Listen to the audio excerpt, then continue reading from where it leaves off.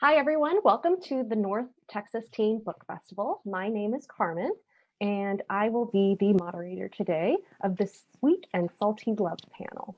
My pronouns are she and her, and I have a bookstagram called Tomes and Textiles where I discuss Latinx and young adult literature, as well as feminism and vintage fashion. I live in Florida, but I'm thrilled to be joining the North Texas Teen Book Festival today in Irving, Texas, virtually. Today's panel, like I said, is called Sweet and Salty Love. I'm thrilled to moderate this YA panel and take a bite out of these delicious reads. So without further ado, let's get to our authors. Let's have each of you introduce yourselves as well as tell us a little bit about your book. Jennifer, would you like to start? My name is Jennifer Yen, and I actually live in Texas. And I used to live up in Plano, so I know exactly where Irving is and where North Texas Teen Festival is held. Unfortunately, I never got a chance to go when I was there, but hopefully soon we'll be able to meet again. I'm a Taiwanese American immigrant. My family came from Taiwan when I was still 8 years old. And so I've been in the US for a long time, but I still have family there. I have a debut novel coming out. It's a young adult romantic comedy called A Taste for Love. It was pitched as Jane Austen's Pride and Prejudice meets the Great British Bake Off if Mrs. Bennet was a meddling Asian mom. So there's a little bit of a bachelorette situation when my main character Liza shows up to help judge her mom's annual junior baking contest. Instead of just 12 normal bakers, she gets to face off with 12 very eligible Asian boys. It comes out actually on February the 2nd. And hopefully you'll have a chance to enjoy it and then we'll pick it up after we have a little bit of time to talk about it. Wonderful, Jennifer. Your book sounds wonderful. Lakin, would you like to go next? Sure. My name is Lakin Kemp, and I'm the author of Somewhere Between Bitter and Sweet, which is a story told in two voices about the power of family, first love, and finding where you belong. Pen is an aspiring pastry chef who dreams of continuing her father's cooking legacy despite her parents having different plans. And Xander is living undocumented with his abuelo, both of them estranged from Xander's father, who he is desperate to find. When Xander starts working at Penn's family restaurant, their worlds collide. But when both the restaurant and Xander's immigrant status are threatened, he and Penn must work together to save the place they both call home. And it's forthcoming from Little Brown Young Readers on April 6th of this year. Wonderful. That sounds so good. Lone, would you like to go next? Yeah, sure. Hi, my name is Lone Lee. In Vietnamese, it's Long Le. And I'm the author of a YA rom-com called A Pho Love Story. And it stars two Vietnamese American teens whose parents own rival restaurants in Little Saigon, California. And all of their lives, they just knew that they had to hate each other. They never understood why, but they never questioned it. And then one fateful encounter brought them together, and they slowly fall in love. And then they also figure out their own aspirations. One of them is an artist, one of them is trying to be a writer or hoping to be a writer. So it's a lot about falling in love with other people, but also falling in love with yourself. And it's coming out February 9th, so 2 more weeks. Wonderful. Elizabeth? My name is Elizabeth Acevedo. I'm based in Washington, D.C., and I'm the only daughter of Dominican immigrants, and my Afro descendancy influences a lot of my work. I'm the author of The Poet X, Clap When You Land, and the novel I'll be talking about today, With the Fire on High, which is the story of Imani Santiago, a teen chef, teen protege, and teen mom whose food has magic. Wonderful, wonderful. So I thought we would get started. Before I go into the formal questions, I wanted to sort of break the ice a little bit. And I wanted to ask each of you, if the book that you're talking about today was a meal or a food, what would it be? And no cheating if there is food in the title. Does anyone want to volunteer to go first? I can't think of a meal, but okay. I am pretty sure that With the Fire on High would have to be a spread on like one of those lazy Susans, because there's so much that I was trying to do in this book. There's a lot of movement. It takes place in multiple countries. She is both Black American and Puerto Rican, and her food comes through. There's just a lot of different threads. So I think that whatever meal couldn't be a single thing. It have to be a harmonious setting of many things. So that's what I'm gonna go with. And if it had to be a meal, I'll say sancocho, which is a Dominican stew that has a lot of different components to it. Love it. Jennifer? Well, actually, when I was drafting this book, the draft work in progress title was called The Boba Book. And that's because that features a lot actually in the book itself. My main character, Liza, and her friends love gathering together at tea houses that are in Chinatown. And that's kind of where they catch up and they solve problems. They come together and complain about their lives or their parents or all the matchmaking attempts that they're trying to have. But I think it's also a great representation of what I want A Taste of Love to be for readers, even though it's quintessentially Taiwanese from where it came from, and that's where Liza and her family comes from. It's also kind of taken on a life of its own in America. It's become very, very popular. It's kind of brought together people who otherwise may not have tried something that sounds kind of unusual, little brown balls at the bottom of a drink that you have to suck through a giant straw. It's a little bit foreign, but it's so fun and interesting, and just has a little touch of that magic that makes you really want to get into it and give it a shot. So, I think that calling it my boba book really kind of exemplifies what I hope for it to be, which is a chance for people who may not have had exposure to Taiwanese culture and Asian culture to see it from the eyes of somebody who has to straddle both the American and the Taiwanese parts of herself. I love it. I love it. Lakin, do you have a food? So my main character, Pen, has a signature flavor, which is coconut. That's probably my favorite dessert flavor. And I think it's because my grandfather's favorite dessert flavor. So we just growing up spent a lot of time like eating cocada, and he would take me to go get like coconut shakes, and every Thanksgiving, every birthday, like coconut all the time. And I don't think this is spoiling anything in the book. In the first chapter, Pen does get fired from the family restaurant, which kind of sets off a series of events that obviously, change her life in a lot of ways. But one of the things that really kind of solidifies this rejection she feels from her father is when he takes her signature coconut cake off the menu. So it's a really symbolic dish, something that's really special to her. So if my book was a meal, it would probably be a dessert, and it would probably be her signature coconut cake.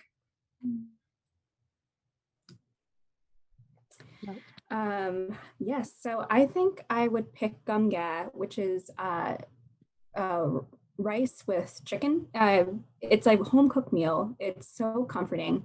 I think I want this book to be comforting to a lot of kids who are second generation immigrants or a part of an immigrant family. I think gumga, it has like such a, on the surface, it seems so simple that it's just rice and chicken, but there's a lot of flavor to it. There's ginger and garlic. And I think it just symbolizes that there's much more in this book besides, romantic comedy. It's not just between these two teens, it's also the family inside the book. I think that was an element as I was writing this, that was what had surprised me the most about how important the families had played into the two teens storyline. I love it. Well, now I'm hungry and I'm excited to read all your books. So let me start with Lakin. I have a question for you. And you kind of touched on it a little bit already. I love the idea that Penelope's dream is to open the pasteleria right next door to her father's restaurant. And honestly, I thought of all the foodie possibilities if you go between both of them. How did that idea develop as you were writing the book, and how did that idea come about? Well, I think proximity between the two of them was extremely important in this story. It's really a story about a girl seeking her father's approval and about wanting to carry on his legacy. And so much of the conflict ends up stemming from her wanting to be close to him in this way and him seeming to push her away. So, in addition to just like the logistics of putting a pasteleria right next to a Mexican restaurant being a genius business idea and one that I agree should totally take off, it really symbolizes how food is this emotional touchstone between Penn and her father. And in a larger sense, I think it symbolizes, at least in my mind, sort of Latinx creators' proximity to our roots. We are never creating in a vacuum. We're always building on what came before.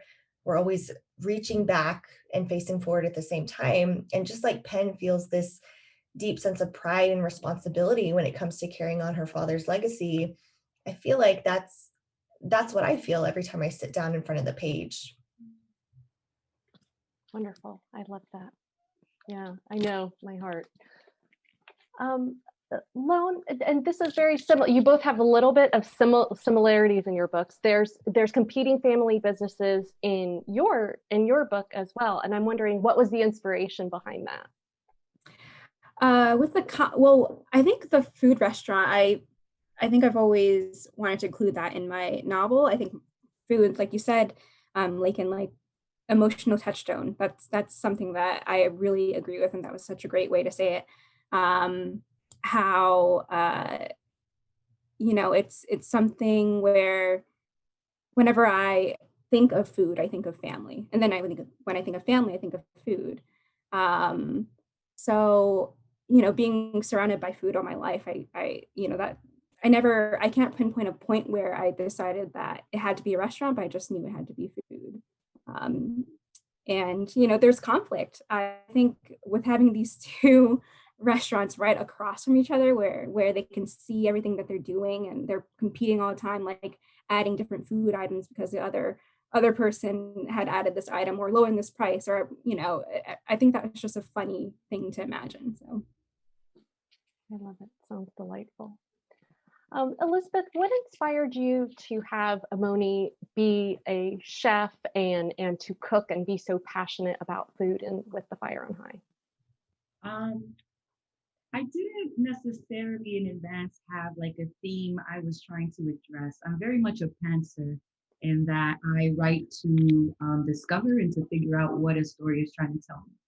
I'm also an avid Food Network type of aficionado, right? So I'm here watching Chopped. It's a week before NaNoWriMo 2013, and it's one of the team competition.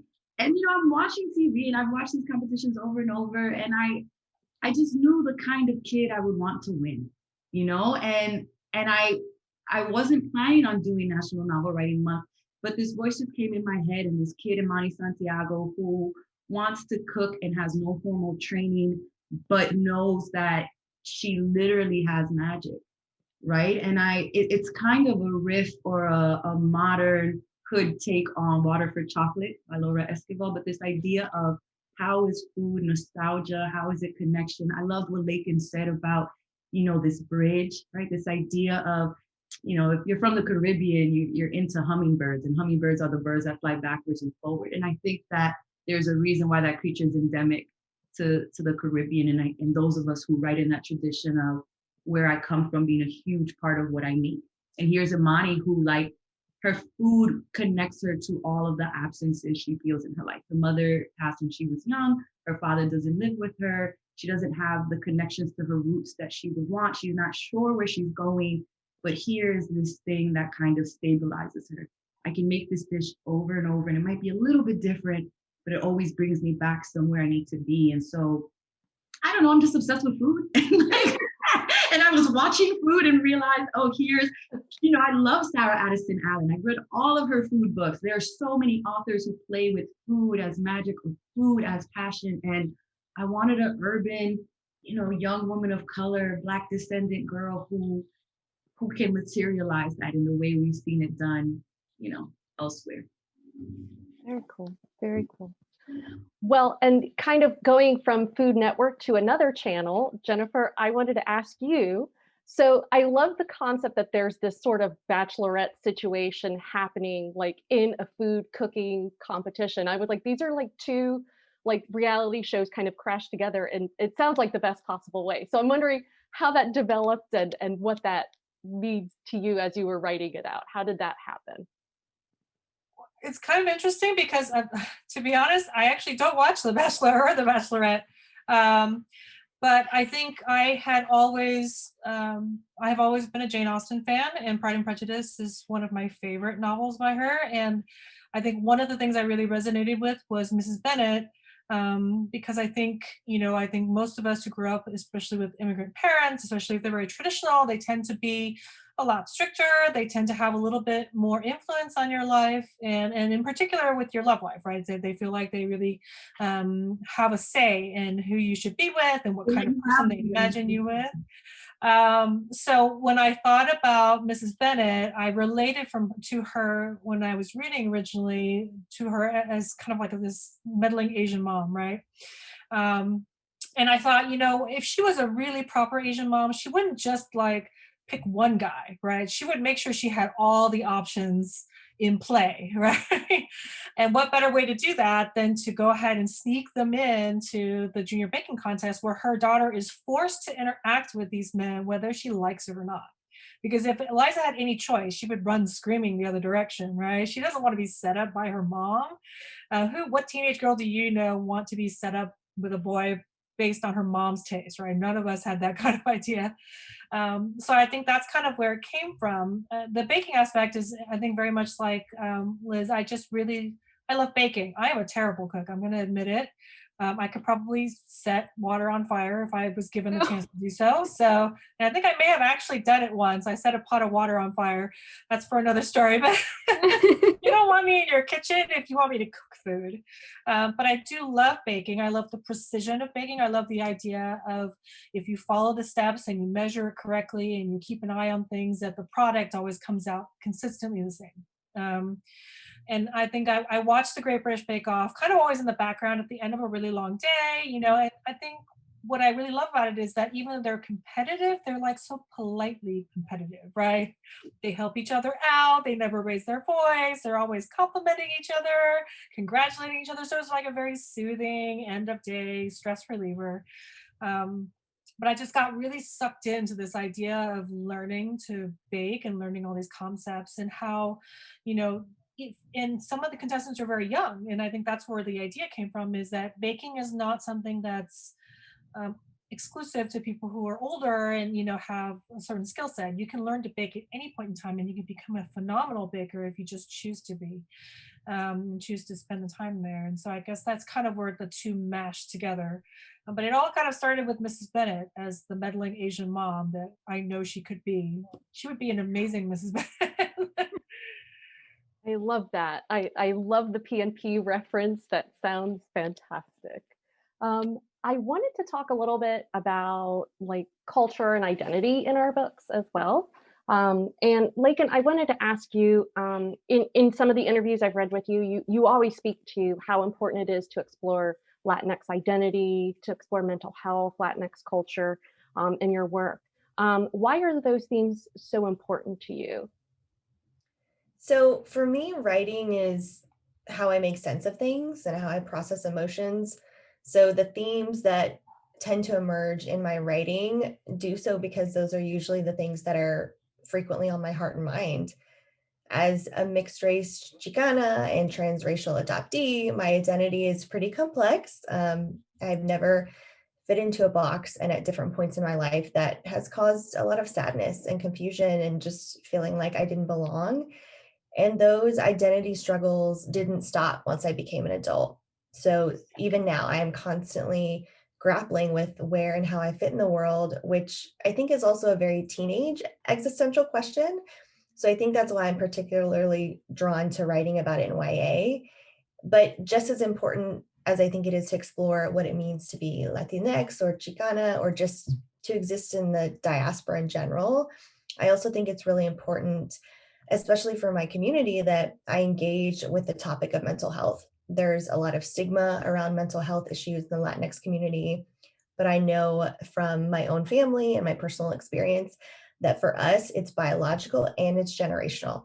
And yet, I didn't seek any help for the things that I was struggling with until I was almost 30. So it's important for me to explore that on the page, not just for me, but also for my Latinx readers who might not be engaging in these conversations on a regular basis, might not have the language to discuss or describe what they're going through, or maybe they just don't feel like it matters. And, for me, it does matter. And it's really important for me to convey that. That's fantastic. Your readers are so lucky to have such an empathetic author to read. I'm excited to read your book. I wanted to ask Lone, do you feel that there's elements of being Vietnamese American that are policed very strictly? And how do you feel that you explored that in that?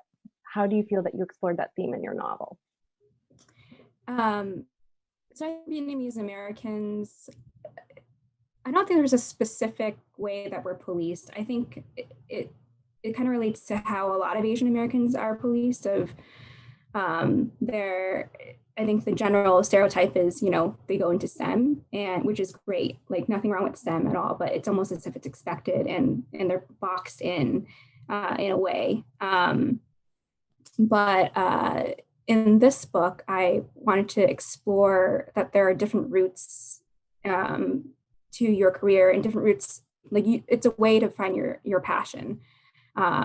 So I think for this, I wanted to show that there's an alternative route where they pursue it because they want to be happy versus their parents kind of expecting it to do. I think a career in the future, like an identity, there should be some sort of happiness that leads to it. It shouldn't be something that is put upon you.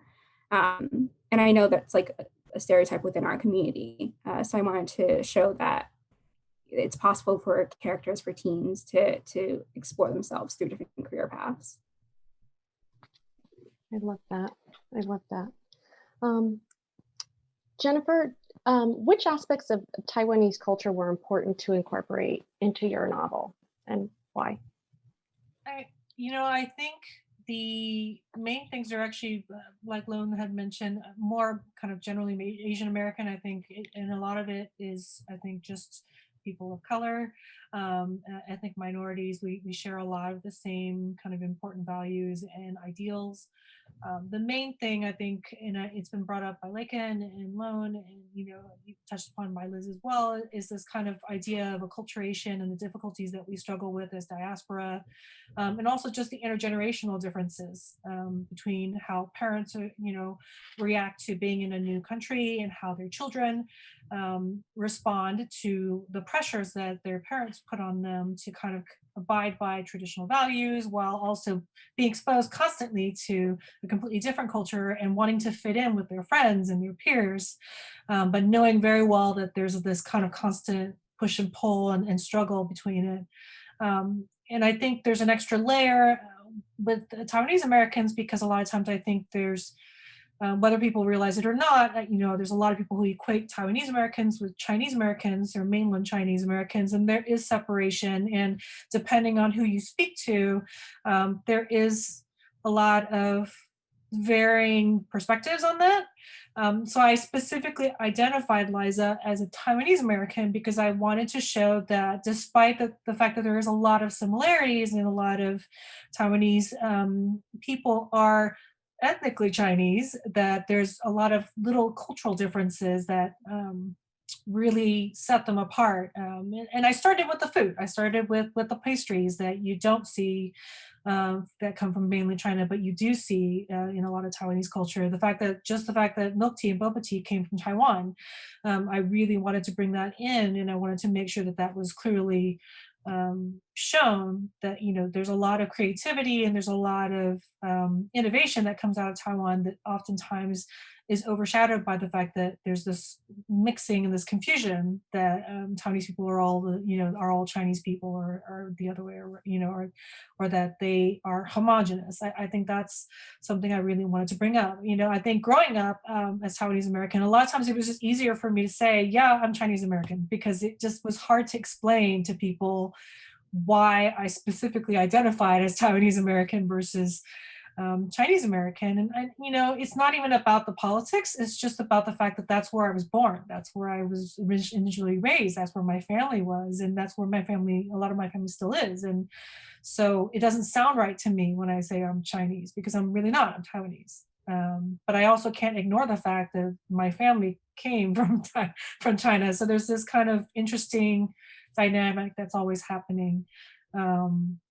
But I think that was something that was very important to me specifically to highlight in the book. But I think overall, there's just a lot of the same struggles that I think immigrants in general go through, with wanting to fit in, feeling trapped between two worlds, and feeling the pressure of fulfilling their parents' dreams for them because they understand the sacrifice that was made to get them to where they are today. Mm. I love it. And I love how you incorporate identity and how important it is to have that on the page for you. The readers are very lucky. I have a question for Elizabeth about exploring the intersections of your characters' Latinx identities. Is it easier or harder to explore in prose or in verse? Is there a preferred method for you to explore your characters' identities? No, I think it's hard in any of those, in any particular form.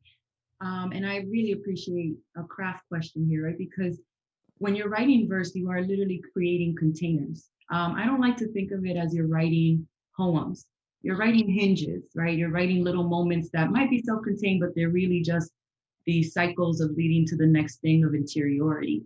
So I find that some of the questions that would come up in verse about identity are harder to answer because there's not as much dialogue. There's not as much 4 characters on a page. Often when a question of identity comes up in my books, it's brought on by someone else, right? Someone else asks, wait, are you really Black? And then the character has to go through unpacking what does it mean to be Afro-Latinx, right? Someone asks, what is it like, what does it mean to be queer? Or what were you in the closet as a mom, right? And then you have to answer, no, this is my principle on being a parent. This is how I navigate the world as a queer person who may or may not decide to disclose that. And so for me, it feels easier perhaps in prose just because you have more people, but it's also a much easier pinpoint for the reader.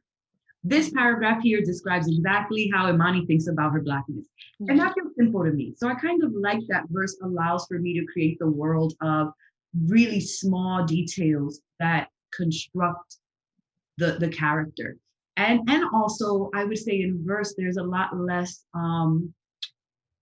emphasis on my needing to have the character outrightly state things, that it's not as much about answering questions.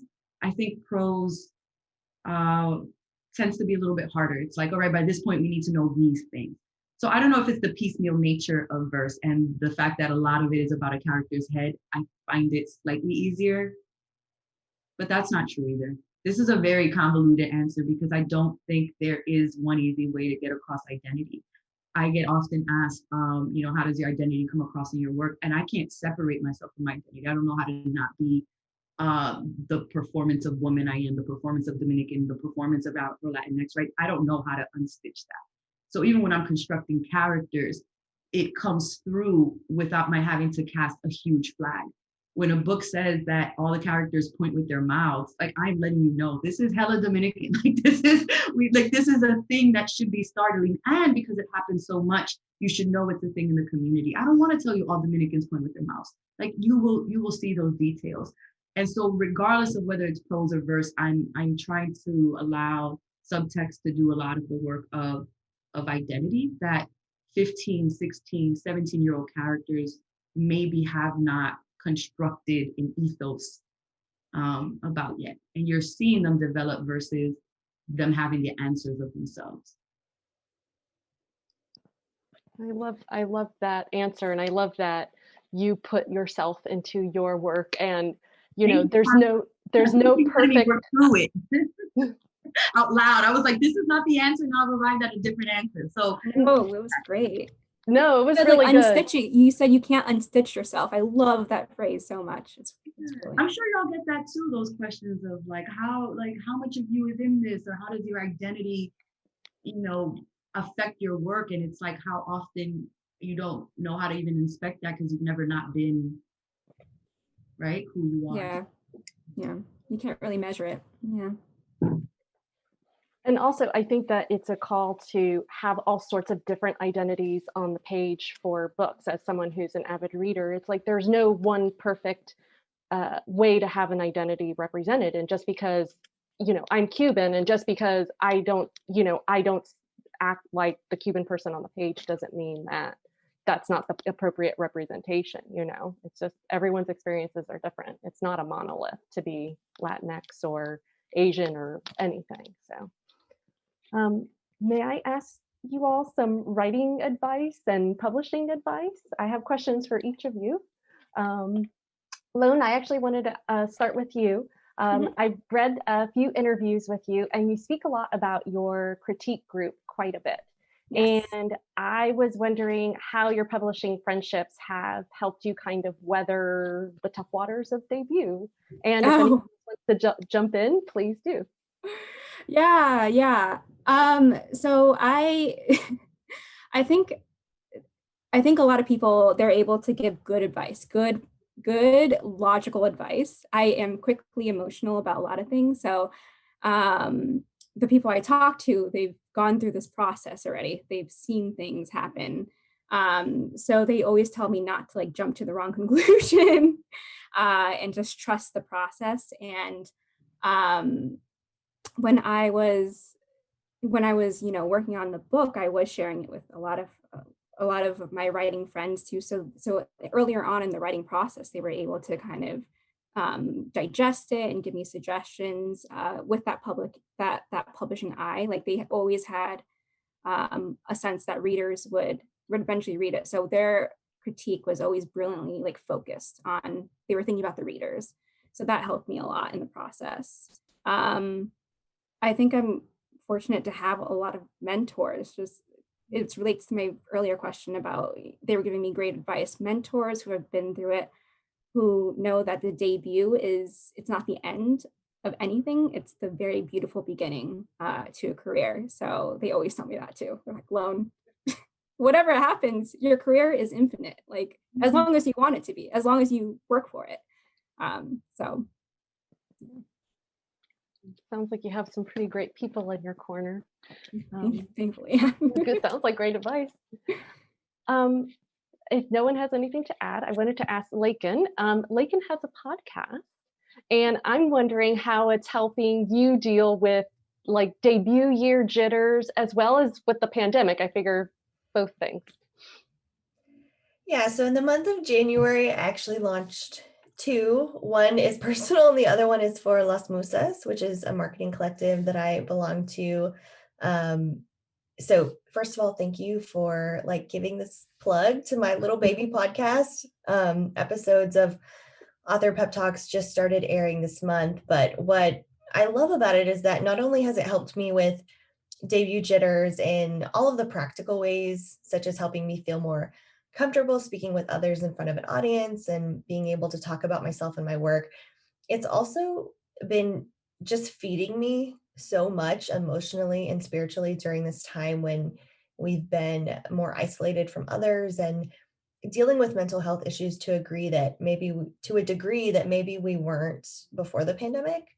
And it's allowed me to meet face to face, well, virtually face to face with my fellow Musas that I mentioned, which has just been such a gift, as well as other writers that I deeply admire. I've had the chance to meet and speak with. And because the focus of the podcast is how to maintain a writing practice through grief, trauma, and heartbreak, I'm just being bombarded like by their wisdom and encouragement. And with every single conversation, I have heard something so specific that I desperately needed to hear, like in that exact moment. And I was really terrified to pursue this at first. But now I feel like even if no one else is listening to these episodes, they're really transforming me in ways that I just never imagined. And I'm just so grateful for that. I love it. I love it. I listened to the one with Raquel, your first episode. With And Raquel Vasquez Gilliland. yes, thank you. Yes. And she's a poet, as well as, a young adult author. And so it's poetry, that whole episode. She speaks so beautifully about so many things. So I would definitely check out her books. Yes. And I wanted to ask, okay, so Jennifer, there's a story that I've read that one of your teachers actually took one of your short stories and printed it out and gave it to you, and like it made like my little Grinch heart like grow so big. It was the sweetest story ever, and I'm just wondering, can you tell us about that experience? Like, tell us the whole story and tell us about like the importance of educators in your life. And I'd like to maybe open that up to everyone else too afterwards. And I'm going to take a minute because I still have it. And here it is. It's kind of hard to see, but it was done. I was in the 4th grade, and it's called Julia and Her Father Finds the Stolen Jewels. I was great at naming things back then, as you can see. But it's a really simple printout, from a home printer that they created. But I think I remember that one of the hardest things about coming to the U.S. was learning a brand new language. I obviously, being not quite even 8 years old, I didn't speak a word of English, and it was quite a culture shock to come over here and not understand anything that was being said to me, but also being expected to participate in class and say things in front of a group of people who all looked very, very different from me. Because obviously Taiwan is not as open to immigration now as it is now. So the only people I ever saw were Asian people. So suddenly coming over here and seeing all these different people who look completely different from me, saying things that I didn't understand, it was really hard. And, one of the things that really got me through was reading. So I was a huge bookworm.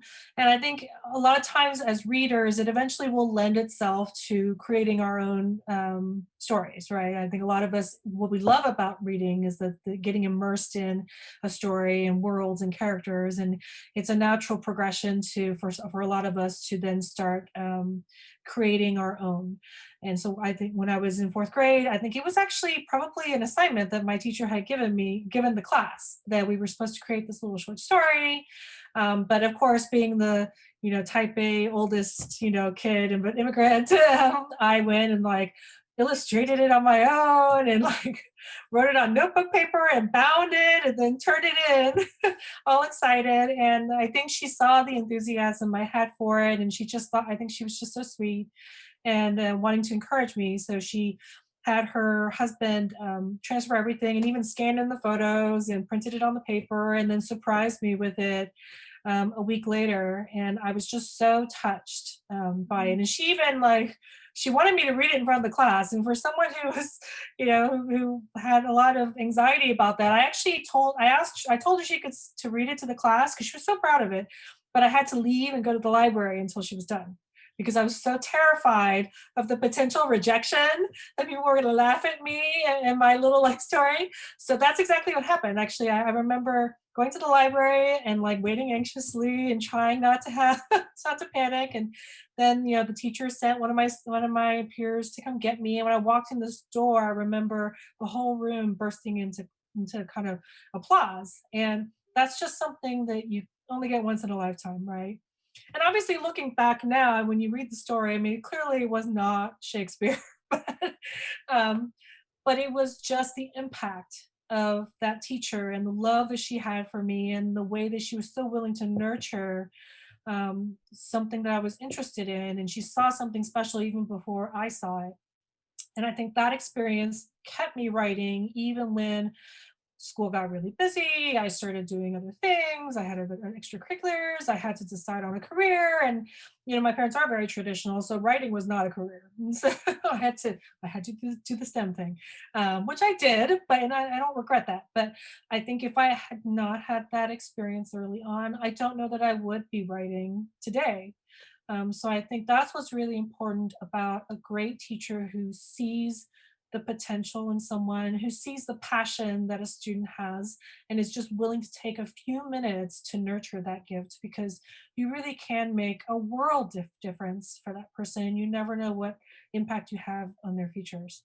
So I thank my teacher. I've never been able to thank her in person for that, but um, obviously I still very much treasure the gift that she made for me.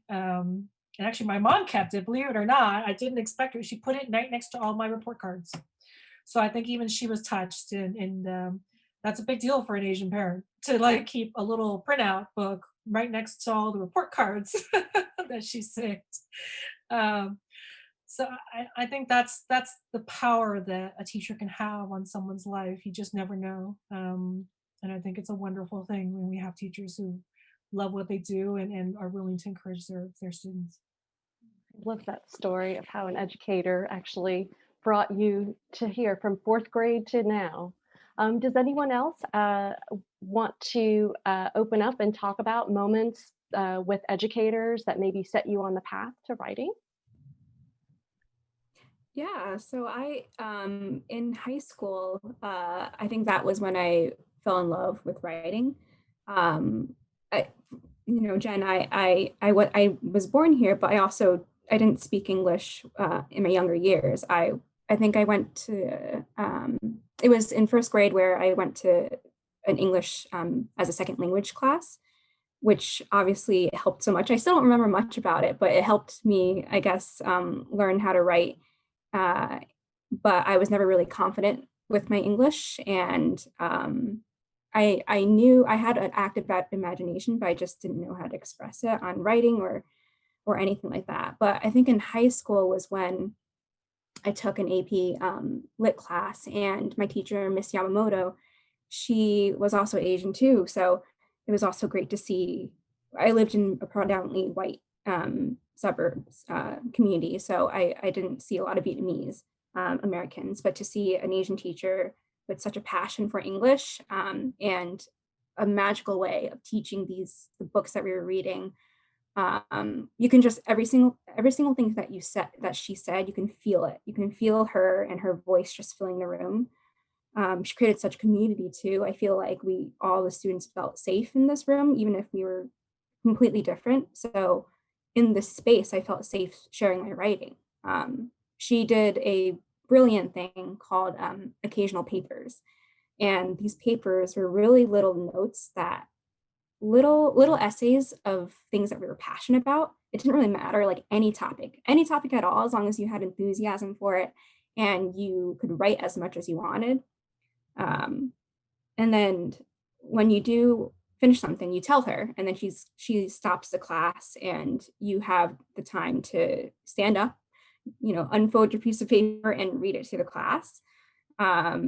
So she really made it feel safe, and she made you trust yourself. And that just helped me so much. I think that was the moment that time in junior year too. That time was also chaotic and confusing. So to have that sense of stability in her classroom was fabulous. And unfortunately, a few years ago, she did pass young. And it was during the time that I was writing this book too. And I actually did name a character after her, and kind of the spirit of her in this character, not her exactly, but her spirit and how much she helped this one student. So I think I will need to contact her family, because I do want to give a copy, and I acknowledged her in my book too. So but she changed my life for sure. Beautiful. I have a little story if we have a second. We have time. I have a teacher named, or had a teacher named Phil Bildner, who's an author. He writes a lot of middle grade novels. And I had Phil when I was in 6th and 8th grade. I was a voracious reader, but he was probably the first teacher who really saw it. And in middle school, they began really implementing the 25 book a year challenge.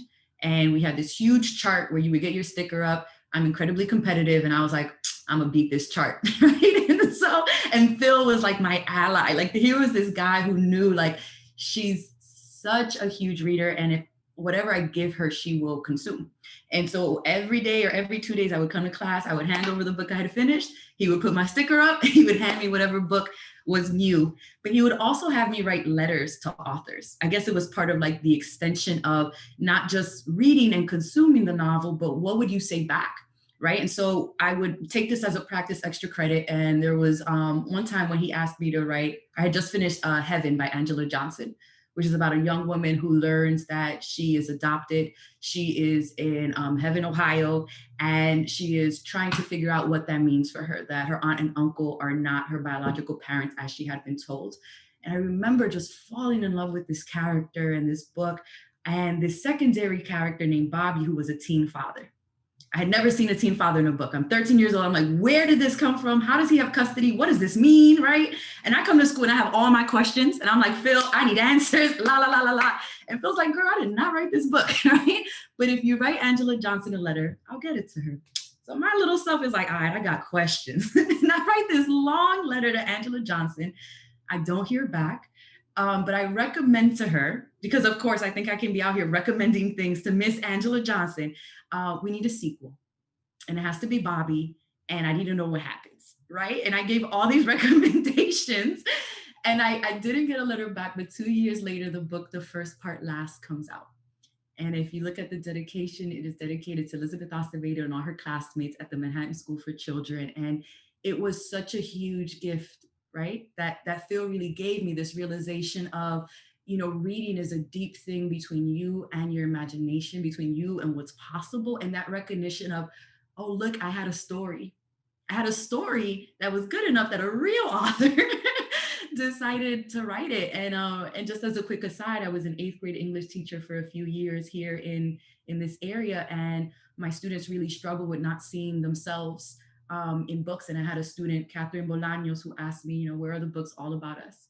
And this is a kid from Langley Park, Maryland, where there's a huge Salvadoran population, a huge Latinx population. The school was 80% Latinx, had never had a Latinx teacher teaching a core subject, had never had an Afro-Latina teacher teaching at all. And this kid is like, where are the books about us? And it's the reason why the Poet-X is dedicated to Catherine Bolaños and those students, because I wanted to pass on what Angela Johnson had given me by saying that thing you asked for, like there was a purpose for that, right? And a point. So that's my feel-good teacher story on Educator Day. Oh, it's so cute. Lakin, do you have a story you'd like to share with us? So the person that comes to mind for me is my elementary school librarian. I actually used to live right across the street from my elementary school. So during the summer, June and August, like once I would see that there were still cars there or that they were returning after summer break, I would walk across the street and ask to be let inside. And I would go to the library and just hang out with my librarian. And even during the school year, I would finish my work really quickly and I would say, hey, can I go help, Miss Cox shelve books in the library? And sometimes I would actually help shelve the books, but mostly I was just looking through them. I was just talking with her. And she's the person who gave me the Nancy Drew books. She gave me Lord of the Rings. And every time I finished something, I would go back to her and say, okay, what's the next biggest book you got? And then she would give that to me. So, I never took a creative writing class. When I was in school, I don't have a vivid memory of someone encouraging me in that way until maybe later, like in college.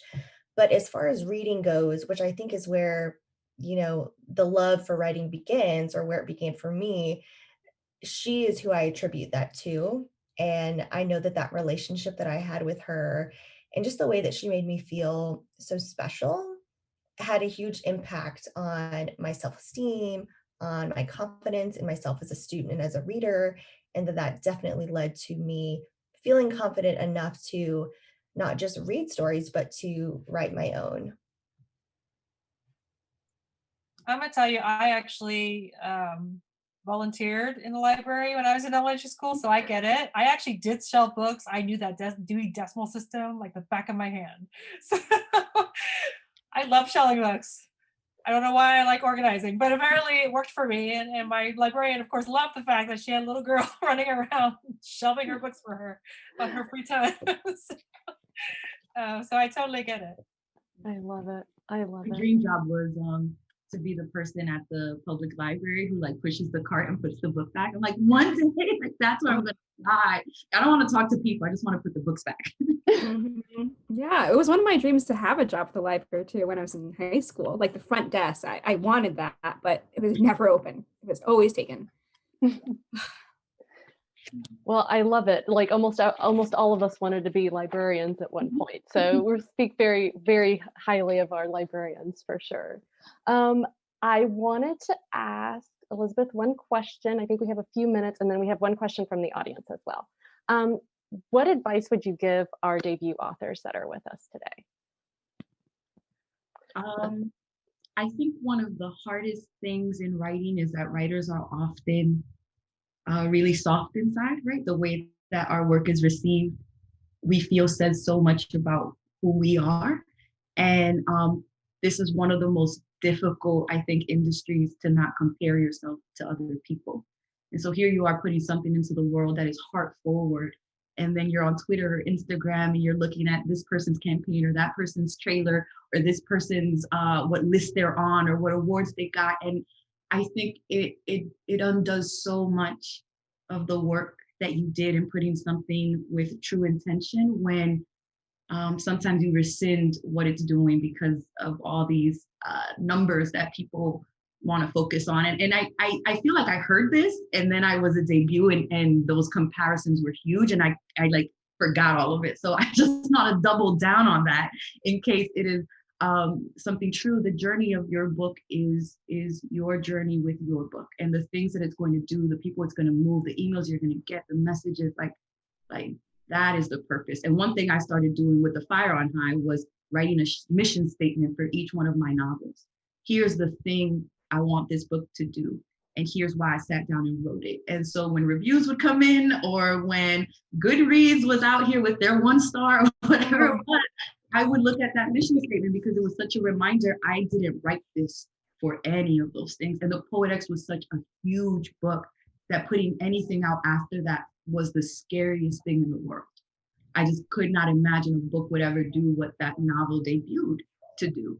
And I think releasing myself was like, that's not what the point of this book was. It wasn't to be that other book. I would have written that book again. And so I just hope you all trust the instinct to make this thing.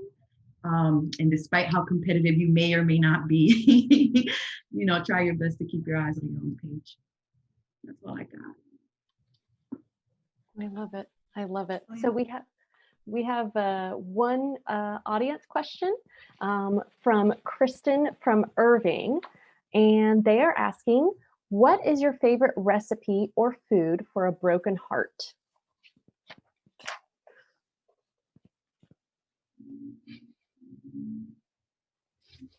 I'm not going to even pick anyone. I'm just going to let anyone that wants to go first go. When I think of like comfort food, what I need when I need comfort, there's 2 things. And one is, I mentioned before, sancocho, but my mom's. So not a restaurant, I don't matter what Dominican shop is in the area, I need my mom's. Very specific sancocho.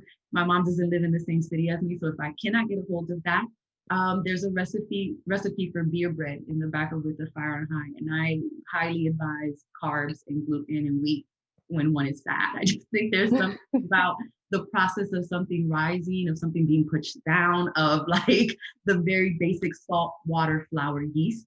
Like there's something about that recipe that feels dope. And also I just think anything that you can crumble and demolish is always great. You have some extra angst. Anyone else?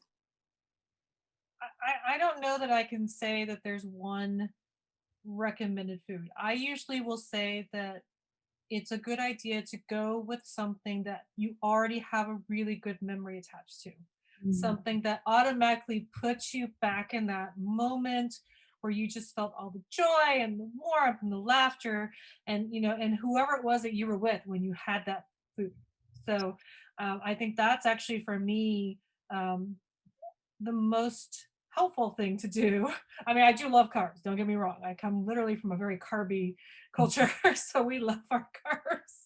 Um, but part of the reason why I always joke that I'm like a boba girl is because for me, milk tea was the way that I would spend time with my friends. No matter how busy we got, no matter what we were doing, we would get together, sit down at a tea house and have our bubble tea and just catch up and talk about everything and anything. And I think for me, and I think for a lot of minority cultures, food is not just a social activity, but it holds value, holds sentimentality, it holds memories. It contains so much of our experience that it's not just a food; it's something specific attached to that food. So I think if you have something that you really love that brings you back to that place in that moment, that makes you smile, that distracts you for a moment, then that's the food you should get when you have a broken heart. Whatever filled your heart before because the memory attached to it made you so happy, that's your go-to in that moment. It could be and it could be different every single time, right? Just like relationships are different, broken hearts are different. So depending on what broke your heart, you might need something different to heal it. But of course, I think if you really, really want to kind of maximize that effect, bring in the people that make you happy. Share that food with them, because I think that is really what's going to be the most healing when you have a broken heart, is when you have other people who can share in the pain, who can help soothe the ache, and who can help remind you that life is worth living and that this is just such a very short moment in time, and that there's so many more moments to live that will be so happy.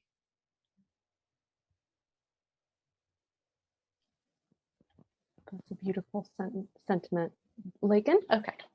Following what Jennifer just said, I think the comfort food for me would be really simple.